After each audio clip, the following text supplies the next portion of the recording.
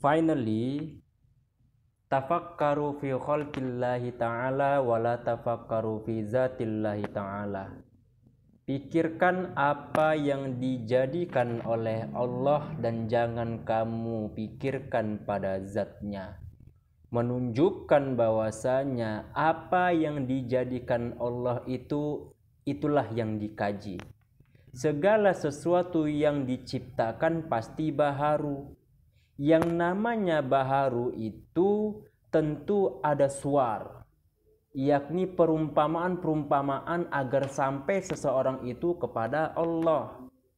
Salah satunya adalah langit dan bumi dan segala isinya, yang namanya makrokosmos. Sedangkan hadduhu ini tertuju kepada seorang hamba, yakni diri kita, maka disebut dengan mikrokosmos. Jadi perhatikan apa yang dijadikan oleh Allah terhadap diri kita. Sesuai ayat bahwasanya Allah Subhanahu wa taala berfirman di dalam Quran surah Az-Zariyat ayat 21, "Wa fi anfusikum afala tubsirun." Dan ada pada diri kalian sendiri, kenapa tidak kamu perhatikan? Jadi ayat ini senada dengan kalam-kalam sufi yang menyatakan man arofa nafsahu faqada arofa robbah. Barang siapa yang mengenal dirinya maka ia akan mengenal Tuhannya. Jadi hadduhu di sini fikirkan kejadian Allah terhadap diri kita. Baik itu tanda-tanda yang menunjukkan kekuasaan keesaan yang dimulai dari permulaan penciptaan kita hingga akhirnya mau kemana kita nantinya dituju. Dan di dalam susunan penciptaan kita terkandung pula gharaib, keajaiban-keajaiban yang bisa menuju kepada Allah. Itulah yang dikatakan maqamat dan hal. Jamaah rahimakumullah, ayat ini menunjukkan kepada kita untuk berpikir bagaimana perhatikan diri kita, kenali diri kita. Diri kita ini ada yang dijadikan oleh Allah.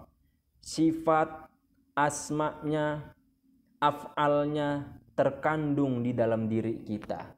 Jadi untuk mengkaji Allah itu tidak kepada zatnya, tidak langsung kepada zatnya.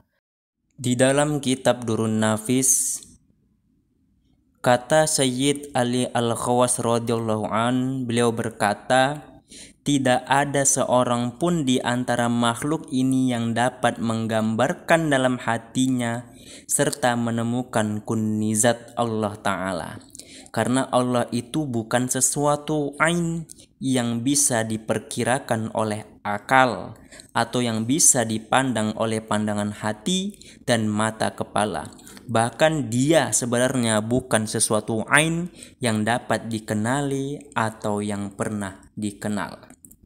Jadi saya tegaskan kembali bahwa tidak ada seorang pun yang dapat mencapai tauhiduz zat kecuali Rasulullah Muhammad sallallahu alaihi wasallam sendiri serta para wali Allah pengikut beliau. Ingat, yang dimaksud pada tauhiduz zat adalah bahwasanya mengesahkan Allah, bukan kunnizat. Ya, sekali lagi bukan kunnizat. Namun orang itu mampu sampai kepada zatnya melalui sifat kamalat. Apa sifat kamalat itu? Sifat kesempurnaan yang dimiliki oleh Allah sehingga bisa menjadi bahan kajian untuk sampai kepada zatnya. Jadi semua orang di permukaan bumi ini tidak mengetahui bagaimana zat Allah itu. Namun bisa dikaji untuk sampai menuju kepada zat dengan sifat kamalatnya, yakni sifat kesempurnaan yang sudah tertanam di dalam batang tubuh kita. Yakni salah satunya adalah melalui nantinya sifat ma'ani, sifat maknawiyah. Kalau di dalam Darun Nafis ada nama tauhidul af'al, tauhidul sifat, tauhidul asma, dan menuju kepada tauhidul zatnya Allah Subhanahu wa taala. Tapi bukan hak mutlaknya zat wujudnya Allah, tetapi dalam pengkajian asma, sifat, af'alnya Allah. Jamaah rahimakumullah, afala tubsirun, kenapa engkau tidak perhatikan? Inilah lalainya kita.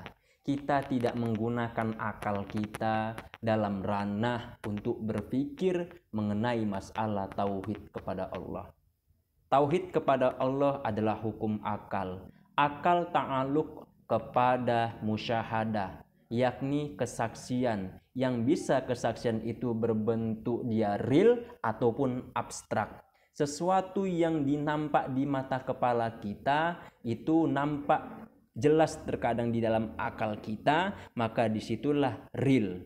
Namun ada juga yang abstrak. Yang abstrak itu suatu perbuatan yang sudah jadi, tapi kita nggak tahu siapa penciptanya. Namun kita tahu ada hasil perbuatan itu, ada hasil gurisan itu, ada hasil ciptaan itu. Maka jelaslah di situ menyatakan bahwasanya secara musyahadah pasti ada penciptanya. Akal kita lemah untuk menerimanya, maka kelemahan akal kita tertuju kepada Rabbul Alamin. Maka disitulah kelemahan-kelemahan itu menyerah. Ya, akal kita menyerah karena ketidaktahuan kita siapa pencipta, maka menyerahlah akal itu, melekatlah dia keta'aluqannya kepada Allah Subhanahu wa taala. Jadi jamaah rahimakumullah, gunakanlah akal kita untuk bagaimana proses berpikir. Pikirkan apa yang ada di dalam diri, karena di dalam diri inilah perjalanan untuk mentauhidkan kepada Allah. Perjalanan di dalam diri ini ada namanya makomat dan hal. Makom-makom dan hal-hal. Adanya makomat dan hal itu merupakan tanda-tanda indikasi kita sampaikah kita kepada Allah atau tidak melalui ibadah. Maka orang yang beramal secara makomat akan ditandai, akan didasari yang namanya hal. Dan hal itulah yang berwujud kepada mahabbah, syauqi, ma'rifah, khauf, roja, dan lain sebagainya. Itu menunjukkan orang itu mulai dia sampai kepada Allah dan mulai akalnya itu mentauhidkan Allah Subhanahu wa ta'ala.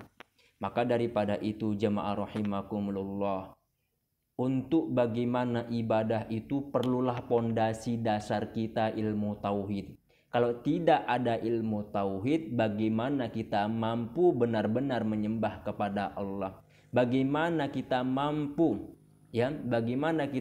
membuktikan bahwasanya kita ibadah sesuai ucapan kita lillahi ta'ala? Bagaimana kalau tidak ada pembuktian di dalam ilmu tauhid secara akal dan musyahadah kita kepada Allah Subhanahu wa taala?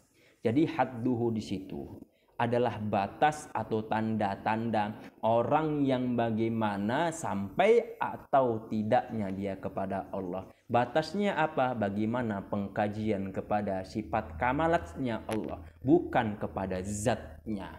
Sifat kamalat itu mencerminkan zatnya, karena sifat asma dan af'al tidak bercerai daripada zatnya. Maka daripada itu sebagai pengambilan paham, ibarat kita bercermin, kalaulah kita bercermin di cermin yang sangat bersih, yang sangat terang, maka disitulah nampak bayangan kita.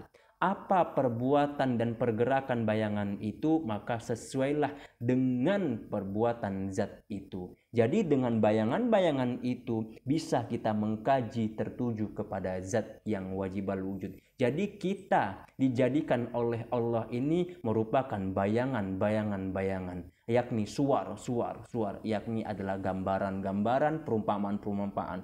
Maka kalaulah misalkan asma, sifat, dan af'al itu sudah kita serahkan kepada Allah, sama halnya kita seperti bercermin. Jadi jamaah rahimakumullah, itulah hadduhu, batas-batas atau landasan kita untuk berpikir.